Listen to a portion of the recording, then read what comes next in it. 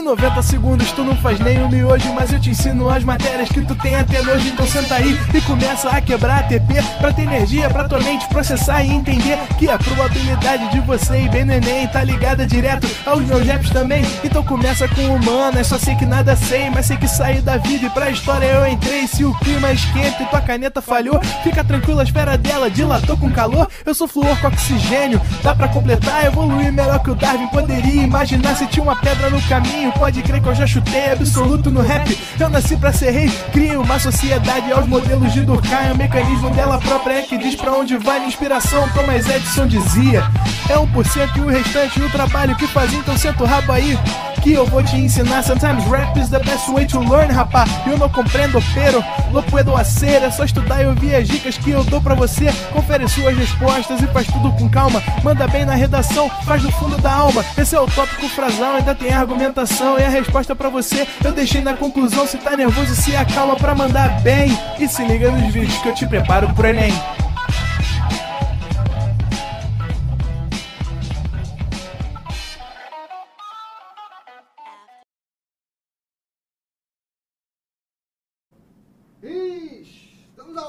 Estamos online. Salve, salve, meu povo! E aí, meu povo, minha pova? Tudo bem? Tudo bem com vocês? Cara, aí, a cada semana que passa, eu estou mais próximo de me sentir um ex-careca.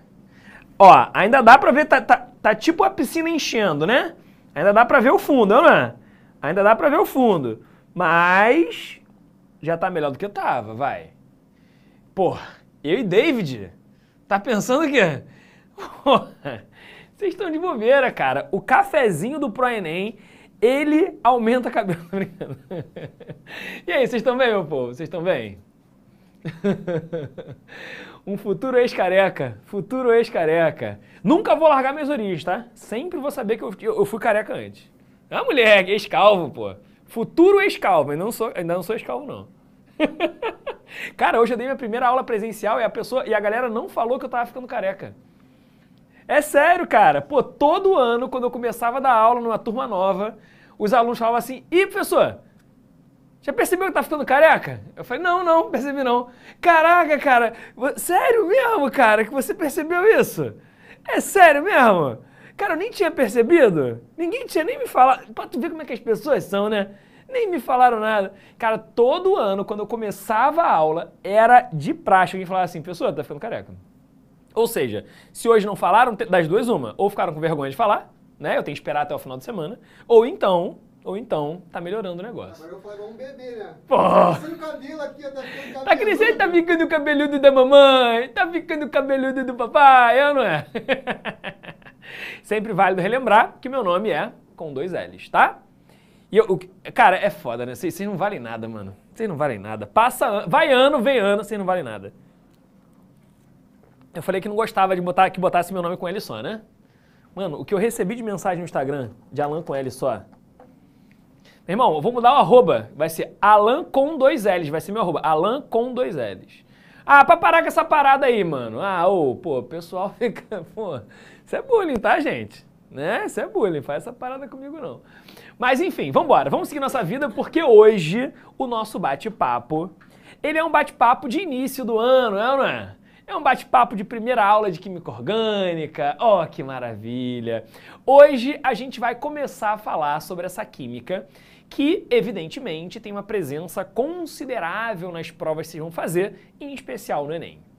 E já nessa aula de hoje, já na primeira aula do ano, a gente já vai falar de questões que apareceram no Enem em outros anos.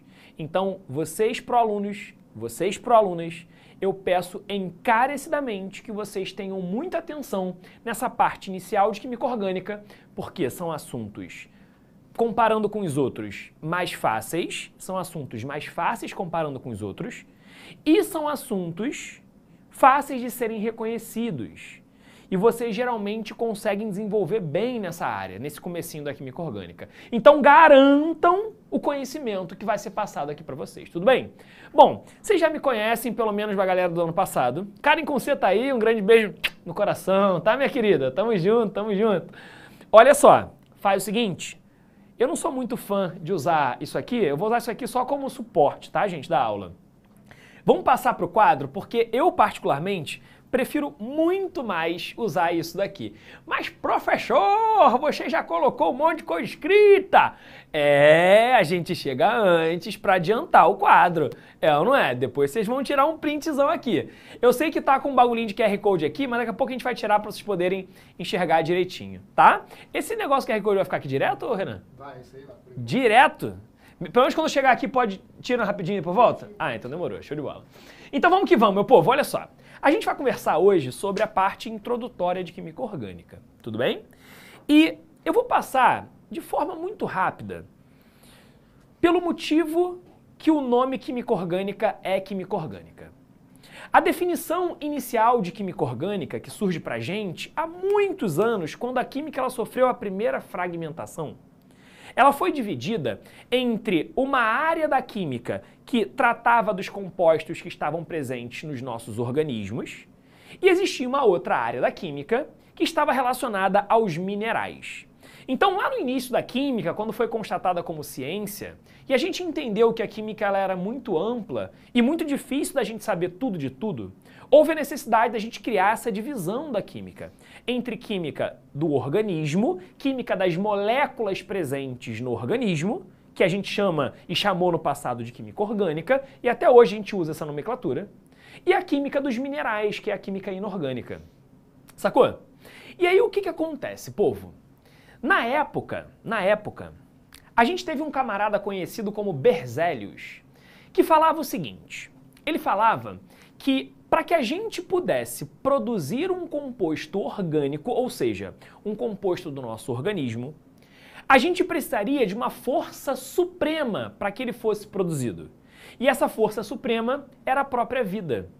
O que ele contou pra gente foi que somente compostos orgânicos poderiam ser produzidos por meio de organismos. Somente a vida era a força suprema para produzir compostos orgânicos. Em outras palavras, ele estava dizendo que a gente não seria capaz de ir para o laboratório e produzir os compostos que estavam nos nossos organismos. Sacou? A gente não poderia fazer isso no laboratório. Essa teoria foi chamada de teoria da força vital, onde só era possível produzir um composto orgânico por meio da vida. Somente o organismo produzia composto orgânico. E a gente não conseguiria fazer isso em laboratório. Até que um camarada conhecido como Wöhler, ele vai para o laboratório trabalhar com um composto inorgânico. Foi o cianato de amônio, composto inorgânico.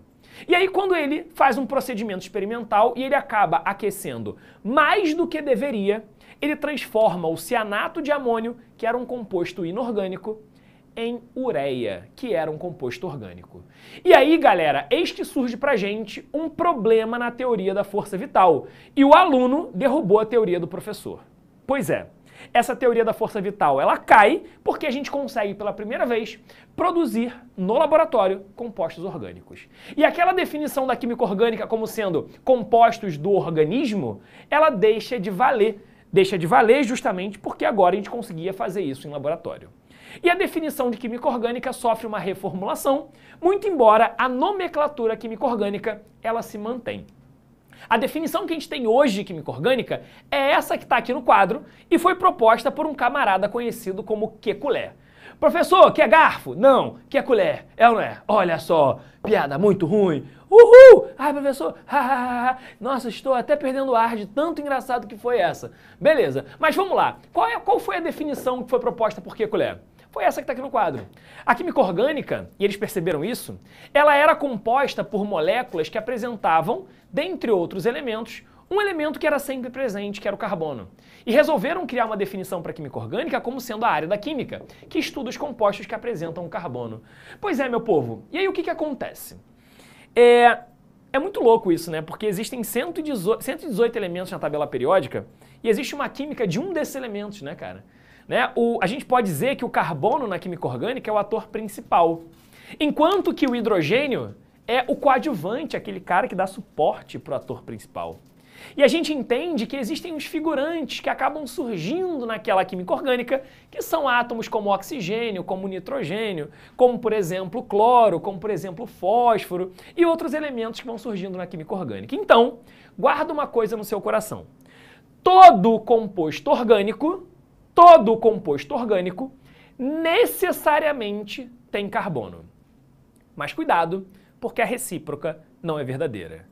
Nem todo composto que tem carbono é orgânico. Isso acontece porque esses camaradas que eu coloquei aqui para vocês, eles foram definidos no passado como compostos que eram derivados de minerais. Eram compostos inorgânicos. E eles mantiveram como sendo compostos inorgânicos. Então, por exemplo, o dióxido de carbono é um óxido, ele tem carbono, mas não é orgânico. O monóxido de carbono, ele é um óxido. Lembra, gente, das funções inorgânicas? Óxido, ácido, base, sal? Se algum composto tem carbono e pertence a uma dessas 4 funções, eles são inorgânicos. Por exemplo, ácido carbônico, ácido cianídrico são compostos inorgânicos. Né? Aqui a gente tem o carbonato, o bicarbonato, poderia pegar o cianeto, que são compostos derivados desses aqui. Cuidado então, porque esses caras, eles têm carbono, mas não são orgânicos. Eu queria que vocês guardassem essa informação porque ela é útil, principalmente para a galera que vai fazer prova específica. Eu acho que fica muito claro pra gente o cara pegar uma questão lá e pedir um exemplo de um composto que tem carbono e não é orgânico. Beleza? E aqui tem uma série de exemplos para vocês. Beleza, meu povo? Poderia até aparecer numa prova não específica também, sem nenhum problema. Beleza? Piadinha ruim, professor. É ruim, eu tô ligado mesmo. Assistente Otoflix. Cara, o Otto tem fã em todos os lugares do mundo, mano. Papo reto, papo reto. Ottozinho é parceiro demais, moleque. Ama aquele moleque. Mas vambora, só pra deixar registrado aqui. Ó, agora a gente pode partir pro seguinte. Beleza, Alan? Entendido. Tá, tudo certo, maravilhoso. Já entendi que a química orgânica estuda os compostos com carbono, mas tem coisa que tem carbono que não é orgânico. Tá. E aí, surge pra gente algo que a gente precisa levar em consideração, porque a partir de agora começa a aparecer em questões passadas, né, que surgiram, por exemplo, no Enem. Vamos lá. O Kekulé, que foi o cara que criou essa definição de química orgânica, ele traça 3 postulados que fazem com que a gente consiga entender o motivo pelo qual a química orgânica é tão ampla. Para você ter noção, hoje existem catalogados 1,5 milhão de compostos inorgânicos. Só que hoje existem 7,5 milhões de compostos orgânicos catalogados. Se ligou na parada? A gente tem cerca de 5 vezes o número de compostos orgânicos acima em comparação aos compostos inorgânicos. Então, de fato, cara, o carbono é o cara. O carbono é um elemento químico muito importante pra gente. Tudo bem, meus amores? E aí, o Kekulé, ele traça 3 postulados para dizer, cara, a química orgânica ela é tão ampla por causa desses 3 pontos. Tudo bem? E aí eu posso dizer o seguinte para vocês. Primeiro desses postulados, eu tenho quase certeza que 82,4% das pessoas que estão aqui dentro sabem que essa afirmativa ela é uma afirmativa verdadeira. O carbono ele é tetravalente. O que isso significa? Significa que o carbono faz 4 ligações. Ele faz 4 ligações. Maravilha? Essa daqui é uma informação e uma informação útil, por quê? Porque o carbono, na tabela periódica, ele pertence ao grupo 14, antigamente a gente chamava de família 4A. Isso mostra que ele tem 4 elétrons na última camada e para poder se estabilizar atingindo o octeto, ele precisa de mais 4 elétrons para conseguir fazer a ligação covalente, as 4 ligações covalentes, e assim poder se estabilizar. Beleza? Então quais são as combinações possíveis? Renanzinho, tu consegue tirar aqui embaixo rapidinho? Só para poder falar aqui desse pedacinho? Ó, quais são as combinações possíveis? A gente pode ter um carbono com 4 ligações, das quais essas 4 ligações são todas ligações simples. Eu posso ter um carbono com 4 ligações, das quais uma é dupla e as outras 2 são simples. Repara que no total eu tenho que ter 4. Eu posso ter um carbono que tem 2 ligações duplas. Posso ter um carbono com uma ligação tripla e uma ligação simples. Mas, Alan, me ajuda aqui numa parada. Eu lembro que quando a gente falava sobre ligação simples, dupla ou tripla, tinha um lance de ligação sigma e ligação pi. Você pode lembrar a gente em relação a isso? É claro, é evidente. Se liga na parada. Quando a gente tem uma ligação simples, sempre ela vai ser uma ligação sigma. Como é que a gente escreve o sigma? Sigma a gente faz uma bolinha com um topete. É uma bolinha com um topete. Faz assim que funciona bem. Na ligação dupla, uma dessas ligações é sigma, tanto faz se é de cima ou se é de baixo, e a outra ligação vai ser uma ligação π. Então, na ligação dupla, uma é sigma e a outra é π. Já na ligação tripla, uma dessas ligações é uma ligação sigma e as outras duas são ligações π, tanto faz qual é qual, se é de cima, se é de baixo, a ligação sigma ou π, tanto faz. O que isso traz de ideia pra gente? Por exemplo, quando o carbono ele só faz ligação simples, eu vou dizer para vocês que nessa circunstância, todas as ligações presentes no carbono são ligações sigma. Agora, se o carbono tem uma dupla e duas simples, isso mostra pra gente que se é simples é sigma, se é simples é sigma, e na dupla uma é sigma e a outra vai ser π. Maravilha! O carbono que tem duas duplas, uma das ligações vai ser sigma e a outra ligação vai ser π. Na outra, a gente vai ter sigma e a gente vai ter π. Maravilha? Então eu tenho duas sigmas e duas π se o carbono tiver duas duplas. Agora continua comigo. Se o carbono tiver uma tripla e uma simples, a simples vai ser sigma e na tripla uma é sigma e as outras duas serão ligações π. Para que isso serve? Isso serve, dentre outras coisas, para a gente poder identificar o que eu vou chamar de híbrido do carbono um pouco mais para frente. Mas esse é um bate-papo que a gente vai falar um pouco mais para frente. Tudo bem, meu povo? Tá resolvido? Show? Guarda essas informações em relação à ligação sigma e ligação π, que vai ser útil pra gente. Vamos fazer o seguinte, pra gente poder treinar isso um pouquinho, vem aqui pro quadro. Pro quadro não, pra apresentação, vem comigo. Ó, eu trouxe pra vocês um exemplo, justamente pra gente poder fazer essa identificação. O que eu quero saber aqui? Eu quero identificar o número de elétrons π que existem nessa molécula. Guarda uma informação importante. A gente só tem ligação π, em ligação dupla ou em ligação tripla. Tudo bem? Então, por exemplo, aqui não tem ligação π. Ó, aqui não tem ligação π, sacou? Aqui não tem ligação π. A gente só vai ter ligação π quando a gente tem ligação dupla ou quando a gente tem ligação tripla. Quando a gente tem ligação dupla, uma ligação é π e a outra é sigma. Quando a gente tem uma tripla, duas ligações são π e uma é sigma. Quando eu tenho uma ligação dupla, uma ligação é π e a outra é sigma. Então, olha para as ligações π presentes nessa molécula. Ah, mas Alan, tem sigma e π mesmo sendo sem ser entre carbonos? Claro! Pode ser entre carbono e oxigênio, pode ser entre oxigênio e oxigênio, pode ser entre carbono e nitrogênio, não importa quem está ligado. O que importa é se a ligação é simples, dupla ou tripla.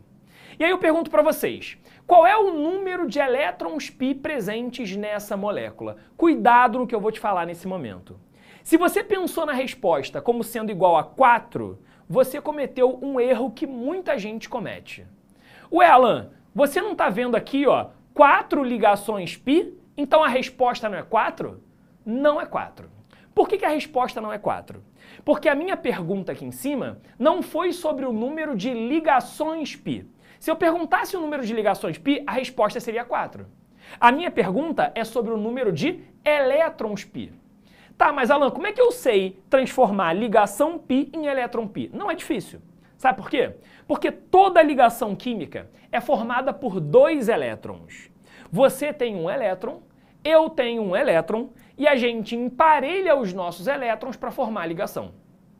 Então é por meio do emparelhamento de elétrons entre a gente que a gente vai poder produzir a ligação. Então toda ligação é formada por 2 elétrons. Então para eu saber o número de elétrons π, basta eu pegar o número de ligações π e multiplicar por 2. Então se eu estou vendo aqui um total de 1, 2, 3, 4 ligações π, o total de elétrons π vai ser 8. Sempre o dobro. O número de elétrons é sempre o dobro do número de ligações, até porque cada ligação tem 2 elétrons. Tudo bem? Beleza? Tem dica para saber como o composto é orgânico ou não? Então, o que eu faço? Eu acho que a Vitória e o Rafael perguntaram a mesma parada. O que eu falo, geralmente, é o seguinte. Você tem que saber que se tem carbono, é orgânico e tem exceção. Quais são as exceções? Os compostos que estão na química inorgânica, que são os óxidos, ácidos, bases e sais. Se você pega um óxido, ácido, base ou sal e ele tem carbono, ele é inorgânico. Beleza? Cuidado com esse detalhe. Você pode comentar qual é a diferença entre ligação sigma e pi? Cara, existem várias diferenças entre ligação sigma e pi. A principal delas, que vai ser uma consequência que vocês precisam conhecer, é que ligação π é mais fraca do que ligação sigma. Tudo bem? Então, quando a gente for fazer uma reação química, por exemplo, é mais fácil quebrar a ligação π do que quebrar a ligação sigma. Isso na prática acontece por conta de um detalhe que eu poderia até gastar mais energia se a gente tivesse uma aula específica, tá? Que tem a ver com a sobreposição dos orbitais. Só vou jogar no ar, mas não vou gastar energia em relação a isso, porque isso vai ser útil só para provas específicas. Quando a gente tem uma ligação sigma, a gente tem uma sobreposição frontal de orbitais. Como ele é mais penetrante, é mais difícil de quebrar. Quando a gente tem uma ligação π, a gente tem uma sobreposição lateral de orbitais. Como essa sobreposição ela é menor, é menos penetrante, ela é mais fácil de ser quebrada. Não vou entrar mais em discussão em relação a isso, sabe por quê? Porque isso vai exigir uma explicação muito mais longa do que o tempo que a gente tem. De modo geral, o que você tem que saber? A π é mais fraca do que a sigma. Tudo bem? Maravilha? Show de bola? Então, vamos voltar aqui para o nosso quadro para a gente dar sequência à nossa vida. Bom, galera, é o seguinte. Segundo o postulado de Kekulé, eu digo para vocês que as ligações são equivalentes. O que isso significa? Significa dizer que se você ligar um cloro para a direita, ou um cloro para cima, ou um cloro para a esquerda, ou um cloro para baixo, você vai produzir moléculas que são literalmente iguais. Então ele está dizendo para a gente que as ligações são equivalentes, então tanto faz para onde você vai ligar. Se é para cima, se é para baixo, se é para a direita, se é para a esquerda, tanto faz, vai ser a mesma coisa. Certo? E agora, seguindo a nossa vida, o terceiro postulado de Kekulé indica pra gente que a química orgânica é realmente grande, porque o carbono tem essa característica, que é a característica de formar cadeia. O que isso significa? O carbono consegue se ligar a ele mesmo. E ele consegue produzir moléculas enormes, onde a gente vai ter carbono ligado a carbono. Essa é uma característica que o carbono tem muito bem. Existem outros elementos que a gente tem exemplos de formação de cadeia? Sim, só que não com a gama de possibilidades que o carbono apresenta. Beleza? Então, o fato do carbono conseguir fazer ligação dele com ele mesmo e também agregar outros átomos, cria uma quantidade quase que infinita de compostos possíveis para a gente poder gerar. Tudo bem, meu povo? Então, parabéns, carbono, você é importante pra caraca e essa é uma das características que mais chama a atenção da gente. Tudo bem? Bom, ainda falando sobre o carbono, vamos partir para as nossas classificações. Meus amores, é o seguinte. A primeira classificação que eu quero trazer para vocês em relação ao carbono é a seguinte. A gente pode classificar o carbono como sendo carbono primário, secundário, terciário e quaternário. Qual é a diferença dessas três classificações? Se liga na parada. A gente chama de carbono primário todo carbono que vai estar ligado a um outro carbono. Cara, repara que essa classificação tem a ver com a quantos outros carbonos aquele carbono analisado ele está ligado. Então, o carbono primário ele está ligado a um outro carbono. O carbono secundário, aqui é só a gente seguir a lógica. Ele está ligado a dois outros carbonos. O carbono terciário, ele está ligado a 3 outros carbonos. O carbono quaternário, ele está ligado a 4 outros carbonos. Então, essa classificação, ela é uma classificação que parece uma classificação bobinha, mas tem que ficar ligado porque já apareceu no Enem. Já apareceu no Enem. Teve uma questão do Enem, eu não sei se vocês já viram essa questão, que é uma questão do nanokid. Nanokid é uma molécula que a gente constrói dentro da nanotecnologia, que é uma moléculazinha que parece um boneco, né? Não sei se vocês já viram essa questão alguma vez na vida de vocês. Mas teve uma questão do Enem que deu o desenho do nanokid e ele perguntava nessa questão em qual parte do corpo do nanokid a gente tinha um carbono quaternário. Ou seja, o que ele queria? Ele queria saber em qual parte do corpo, do boneco, né, a gente tinha um carbono que apresentava 4 ligações com outros carbonos. Então, um carbono quaternário é aquele cara que está ligado a 4 outros carbonos. Tudo bem, meus amores? Fez sentido isso para vocês? Bom, para a gente poder entender isso de uma forma muito emblemática, vem de novo aqui para a nossa apresentação, porque eu trouxe para vocês mais um exemplo, que é um exemplo de número 2, onde eu quero classificar os carbonos em relação à classificação, em relação ao número de outros carbonos que ele está ligado. Tudo bem? Presta atenção aqui na parada. Esse carbono daqui, ele é primário, secundário, terciário ou quaternário? Se ele está ligado somente ao carbono da direita, ele é um carbono primário. E esse carbono que está aqui? Ele não está ligado ao de cima, ao da esquerda e ao da direita? Isso mostra que esse carbono ele é um carbono terciário, está ligado a 3 outros. Esse carbono aqui de cima, ele está ligado ao carbono de baixo, então ele é primário. Esse carbono daqui está ligado ao da esquerda e ao da direita, então ele é um carbono secundário, está ligado a 2 outros. Esse carbono que está aqui, ele está ligado ao carbono de cima, o da esquerda, o de baixo e o da direita. Então ele é um carbono quaternário. Esse é primário e esse é primário. Agora atenção. Alan, quando o carbono tem uma ligação dupla, para essa classificação eu conto 2 vezes? Não, não conta 2 vezes. Esse carbono está ligado ao carbono da esquerda e ao carbono da direita. Isso mostra pra gente que esse carbono daqui ele é secundário. Ah, mas tem dupla! Dane-se, dane-se. Não importa que ele tem dupla, povo. Não importa que ele tem dupla. Tudo bem, meus amores? Foi? Eu conto a quantos outros carbonos ele está ligado. Olha para esse carbono que está aqui. Ele é o quê? Cuidado para você não achar que ele é terciário porque tem uma ligação para cima. Não conta o oxigênio, tem que ligar a quantos outros carbonos ele está ligado. Ele está ligado ao da esquerda e ligado ao da direita. Então ele vai ser para a gente um carbono secundário. Esse carbono daqui, ele está ligado ao de baixo, ao da esquerda e o da direita. Então ele é terciário. Esse daqui está ligado ao carbono de cima, então ele é primário. Cuidado com esse, ele só está ligado ao carbono da esquerda, então ele é primário. E atenção, esse carbono que eu coloquei aqui para vocês, ele não está ligado a nenhum outro carbono. Então ele é o quê? Ah, Alan, se ele não está ligado a nenhum outro carbono, ele é zerário? Não, pelo amor de Deus. Hoje, a IUPAC, que é um órgão que rege as regras da química, já define esse carbono daqui como sendo um carbono primário. Então a nossa resposta fica... Tcharam! Fica desse jeito.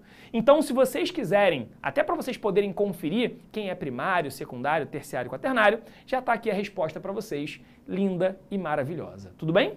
Então, guarda essa informação, porque ela é uma informação extremamente útil. Isso já caiu no Enem e pode aparecer a qualquer momento para vocês. Tudo bem, meus amores? Beleza? Faz o seguinte, vai aqui para o quadro e tira um print desse quadro, que vai ser muito, muito, muito útil para vocês. Demorou? Show de bola, meu povo? Belezura, belezura? Vamos seguir o fluxo? Vamos seguir o fluxo? Olha só, vamos dar sequência aqui às classificações dos carbonos e o que eu quero falar com vocês aqui agora é sobre a existência de uma característica que o carbono tem e que vai ser útil demais pra gente. Vamos lá, vamos seguir a vida aqui. Existe uma classificação que existe para o carbono que a gente vai usar bastante lá na frente, que é essa daqui. O que seria, por definição, um carbono quiral? A gente pode chamar de carbono quiral ou carbono assimétrico. Assimétrico. A gente diz que quando uma molécula ela apresenta carbono quiral ou carbono assimétrico, a gente pode dizer que essa molécula ela apresenta atividade ótica. Galera, eu não vou entrar aqui em discussão sobre o que é ter atividade ótica, de verdade. Não preciso disso porque a gente vai ter uma aula sobre isso, que é uma aula de isomeria ótica. Tá? Na aula de isomeria ótica, eu explico para vocês o que é ter atividade ótica. Beleza? Tá, até aí, lindo e maravilhoso. Mas como é que eu faço para reconhecer esse carbono? O que seria um carbono quiral ou um carbono assimétrico? Vamos embora? Olha só, o carbono chamado de carbono quiral ou carbono assimétrico ele precisa de duas características relevantes. A primeira delas é: todo carbono quiral só tem ligação simples. Todo carbono quiral só tem ligação simples. Mas, Alan, basta isso? Não, não basta só isso. A gente precisa dizer que para que o carbono ele seja quiral, vou botar genérico, tá? Alfa, beta, gama e teta. Eu preciso dizer que o carbono, além de só ter ligação simples, todos esses grupos que estão presos no carbono precisam ser diferentes entre si. Então, alfa precisa ser diferente de beta, que precisa ser diferente de gama, que precisa ser diferente de teta. Tá aqui. Essa daqui é uma característica que a gente vai ter dentro do carbono quiral. O carbono quiral, ele tem só ligação simples e todo mundo que está preso dentro dele precisa ser diferente entre si. Por exemplo, se eu trouxer para vocês o ácido lático. O ácido lático, ele tem essa fórmula daqui, ó. OH. Aqui para baixo eu vou ter um H.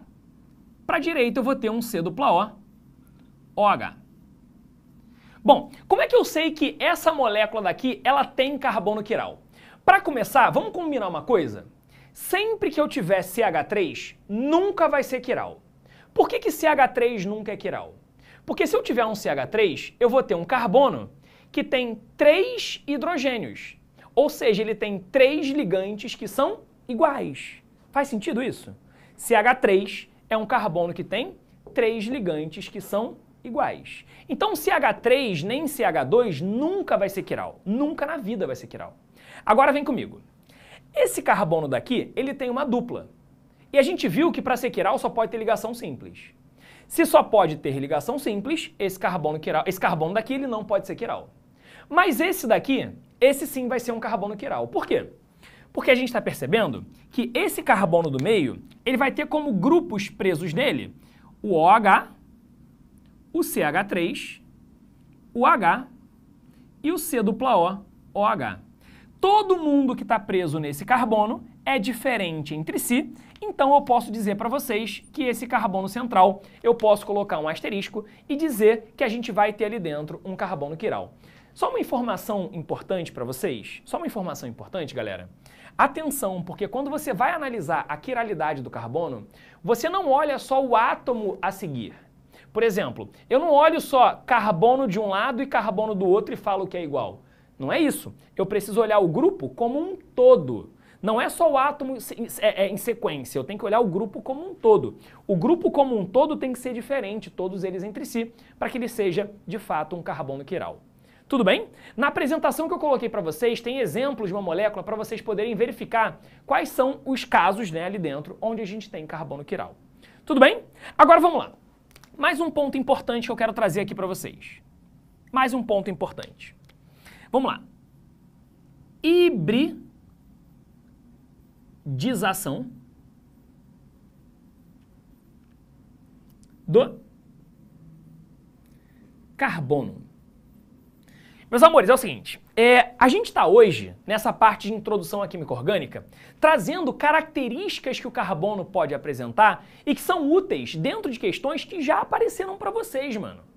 Então a gente já falou sobre ligação sigma e ligação pi, a gente já falou de primário, secundário, terciário, quaternário, a gente já falou de carbono quiral, agora a gente cai para a hibridização do carbono. Quando a gente olha para o carbono, existem 3 diferentes híbridos que o carbono pode assumir. São eles.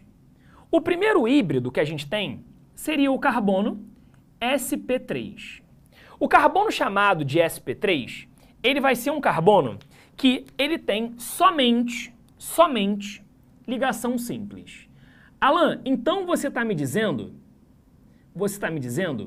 que todo carbono quiral é sp3? Sim, todo carbono quiral é sp3. Porque todo carbono quiral só pode ter ligação simples. Beleza? Maravilha? Agora, essa forma de escrever o carbono sp3, que é o carbono que só tem ligação simples, ela é uma forma planificada de escrevê-lo. Na prática, esse carbono, ele tem uma representação espacial, que é uma representação que a gente chama de tetraédrica. Opa! A representação correta do carbono sp3 é essa que eu estou mostrando para vocês nesse momento. Professor, eu já vi em algum lugar colocando essas ligações pintadas e tracejadas, mas eu nunca entendi o que elas significam. Gente, ligação pintada e ligação tracejada é só uma representação espacial. É uma representação onde a gente tem, na parte pintada, o indicativo de uma ligação para frente do plano, enquanto que o tracejado é uma indicação de uma ligação para trás do plano. Se eu fosse colocar para vocês, seria algo parecido com isso daqui, ó. Isso aqui seria um carbono tetraédrico, onde o roxo está para frente e o vermelho está para trás. Então seria a representação do pintado do tracejado. Beleza? E aqui a gente vai ter então uma geometria que a gente chama de tetraédrica. Geometria chamada de tetraédrica, onde o ângulo dessa ligação é um ângulo esquisito, que é o 109 graus e 28 minutos. Beleza? É um ângulo esquisito, mas eu acho legal que vocês o conheçam. Beleza? Bom, esse foi o primeiro híbrido. Agora vem comigo. Vamos para o nosso segundo híbrido aqui, que seria o nosso carbono sp2. Vem comigo. Bom, o print já rolou. Agora a gente pode seguir nossa vida trazendo mais conceito relevante. Mais conceito relevante. Vamos embora. Vamos com tudo, meu povo! Olha só. Letra B. Letra B. Na letra B, a gente pode ter o carbono sp2. O carbono sp2, ele é um carbono que tem uma ligação dupla e ele tem duas ligações simples. Isso é um carbono sp2. O carbono sp2, ele tem uma geometria que a gente chama de trigonal plana. Maravilha? Trigonal plana. Tá aqui. Onde o ângulo dessa ligação, ele é de 120 graus. Isso aqui é meio óbvio, né? O total é 360, então um terço dele vai ser 120. Beleza. E agora, por fim, na letra C, a gente tem o carbono chamado de carbono sp. Carbono sp. O carbono sp, ele é um carbono que pode ser representado de duas formas diferentes. A gente pode ter como carbono sp um carbono com duas duplas, ou a gente pode ter um carbono com uma ligação tripla e uma ligação simples. Ambos apresentam uma geometria conhecida como geometria linear. Geometria linear. E nessa geometria linear, ela é literalmente uma linha, o ângulo da ligação é de 180 graus. Guarda esses ângulos porque eles podem ser muito úteis para vocês. Maravilha? Atenção, evidentemente, que a gente pode trazer, por exemplo, que o carbono sp3 só tem ligação sigma. Sacou? O carbono sp2 tem 3 ligações sigma e uma pi. O carbono sp, ele vai ter 2 ligações sigma e 2 ligações pi. Inclusive, esses dois caras, eles têm a mesma hibridização porque eles têm o mesmo número de ligações sigma e de ligações pi. Beleza, meus amores? Então, a formação do híbrido, ele é importante para vocês. E aí, eu queria aproveitar esse momento para contar uma paradinha aqui. Alan, será que existe um macete para eu poder reconhecer o sp3, o sp2 e o sp? Existe. Ó, para isso você vai usar as suas duas mãos. Uma dessas mãos vai fazer o número de ligações que o carbono faz, né? O carbono faz 4 ligações. E na outra mão, você vai fazer o número que está em cima do P. Você pode fazer o 3, você pode fazer o 2 ou você pode fazer o 1, que seria o SP. Tá? Vamos lá. Ó, se você tiver um carbono sp3, encaixa os dedos aqui, ó. O 3 vai encaixar no 4. Você vai ter 4 dedos isolados. Sacou? Então você vai ter aqui um carbono sp3. sp3, onde ele tem 4 ligações isoladas. O carbono sp2, se você encaixar os dedos, o que acontece? Junta aqui. Você vai ter uma dupla e 2 simples, que seria pra gente o carbono sp2. E o carbono sp? Carbono sp é sp1. Se você botar o dedo aqui, você pode ter 2 duplas, ou se você colocar o dedo aqui, você pode ter uma tripla e uma simples. Se ligou? O carbono sp3 são todas ligações isoladas, ligações simples. sp2, você tem uma dupla e duas simples. E o sp, você vai ter duas duplas ou uma tripla e uma simples. Guarda essa dica, que ela é uma dica que funciona bastante. Tudo bem? Maravilha? Bom, gente, e para a gente poder caminhar para o final, a última coisa que eu queria conversar com vocês é sobre o seguinte. Deixa eu falar uma paradinha aqui com vocês. Existe uma forma de representar essas cadeias carbônicas que a gente chama de fórmula em bastão. Ou eu posso chamar fórmula em linha. Essa daqui, ela é uma informação, né, que a gente vai trazer aqui nesse momento, que muita gente sente até um pouco de dificuldade na hora de entender como é que ela funciona. Vamos lá. O que seria a fórmula em bastão, que vai ser a forma com que a gente vai se comunicar daqui para frente?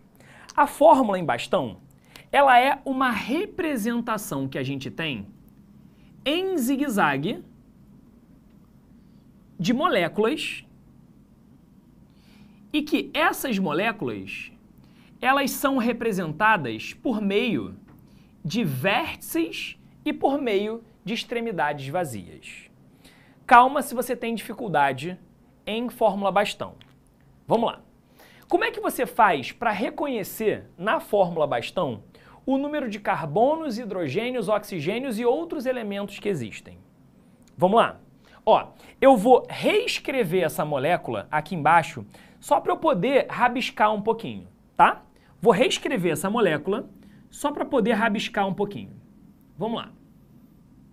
Vou botar aqui para vocês. É a mesma molécula, eu só vou rabiscar para vocês poderem enxergar aqui direitinho. Vamos lá. É a mesma molécula, igualzinho. Como é que você sabe, olhando para essa fórmula, quantos carbonos, quantos hidrogênios e outros elementos existem? Vamos com calma? Primeiro, a gente pode dizer que o número de carbonos que existem aqui dentro correspondem sempre às extremidades vazias e aos vértices. Como assim? Vou explicar isso melhor. Se aqui a gente tem uma extremidade vazia, aqui existe um carbono. Se aqui eu tenho um vértice, aqui existe um carbono. Se aqui eu tenho um vértice, aqui existe um carbono. Se aqui eu tenho uma extremidade vazia, aqui existe um carbono. Se aqui eu tenho um vértice, aqui eu tenho um carbono. Se aqui eu tenho um vértice, aqui eu tenho um carbono. Se essa extremidade está vazia, aqui eu tenho um carbono. Alan, tem carbono aqui? Não, porque não é uma extremidade vazia. Tudo bem, povo? Então a gente pode dizer que essa molécula, ela vai ter um total de 1, 2, 3, 4, 5, 6, 7 carbonos. Ela é um C7. 7 carbonos. Agora, como é que a gente descobre quantos hidrogênios ela vai ter? Para você descobrir os hidrogênios, você tem que lembrar que o carbono faz 4 ligações. Tudo bem? O que isso significa? Preste atenção aqui junto comigo. Se você for olhar, por exemplo, para esse carbono que está aqui, ele tem 1, 2, 3 ligações. Ele não tem que fazer 4? Então, a quarta ligação que esse cara faz tem que ser necessariamente para um hidrogênio. Então, nesse carbono daqui, tinha um hidrogênio escondido. Pegou a ideia? Por exemplo, esse carbono daqui, ele tem 2 ligações representadas, mas ele tem que chegar até 4. Se ele tem 2 representadas, isso indica pra gente que faltam 2 ligações para ele poder chegar a 4. Então, ele tem 2 hidrogênios. Por exemplo, esse carbono daqui, ele tem 1 ligação representada. Então, as outras 3 ligações que esse carbono tem precisarão ser para hidrogênio. Sacou? Esse carbono tem 1 ligação representada. Para chegar a 4, ele precisa de 3 hidrogênios. Beleza? E esse carbono daqui, ele tem 1, 2, 3 ligações. Então, a quarta ligação tem que ser para um hidrogênio. Então, os hidrogênios são tantos quanto falta para ele poder chegar a 4 ligações. Esse carbono daqui, ele vai ter 1, 2, 3, 4 ligações. Então, ele não tem hidrogênio, porque já tem as 4 ligações representadas. Esse carbono da extremidade, que tem só uma ligação representada, ele vai ter 3 hidrogênios. Agora, qual é o total de hidrogênios que ele vai ter? Vem comigo. Ó, a gente vai ter 1, 2, 3, 4, 5, 6, 7, 8, 9, 10, 11, 12, 13. Não esquece desse daqui, são 14 hidrogênios. Então ele é um C7H14. Existe um oxigênio aqui, então ele vai ter um Ozinho bonitinho ali. Então, a fórmula em bastão é essa daqui, e essa daqui do lado é a nossa fórmula molecular. Lembra vocês que fórmula em bastão é estrutural, fórmula molecular inevitavelmente não é estrutural, porque a gente não tem noção da estrutura de onde as coisas estão ligadas. Tudo bem? Galera, fórmula bastão vai ser muito útil para vocês e eu sugiro que vocês treinem essa fórmula, porque a gente vai usar muito daqui para frente. Tudo bem? Só a última observação que eu queria comentar com vocês, que é o seguinte. Quando você tem um carbono sp na estrutura, como o ângulo da ligação ele é de 180 graus, a gente não pode fazer zigue-zague. Por exemplo, se eu pegar um carbono que tem uma ligação tripla, esse jeito que está aqui, ele é um jeito incorreto de escrever. O jeito certo de escrever, quando a gente tem um carbono com uma ligação tripla, é você fazer uma linha reta. Por quê? Esse daqui, ele é o jeito correto da gente escrever. Isso daqui acontece porque quando a gente tem um carbono com duas duplas ou com uma tripla, o ângulo da ligação precisa ser de 180 graus. Então, no carbono sp, a gente não pode fazer zigue-zague. Cuidado, isso seria se fosse uma tripla, se fossem duas duplas, seria só a gente fazer algo parecido com isso daqui. Beleza? Então, cuidado para vocês não escreverem zigue-zague em carbono que tem duas duplas ou uma ligação tripla, beleza? Bom, essa foi só a nossa primeira aula, a gente vai ter bastante coisa para começar daqui para frente. Tira um print desse quadro lindo e maravilhoso. E galera, estudem, porque essa parte inicial de Química Orgânica aparece demais na tua vida e eu espero ajudar vocês durante o ano de 2023. Beleza?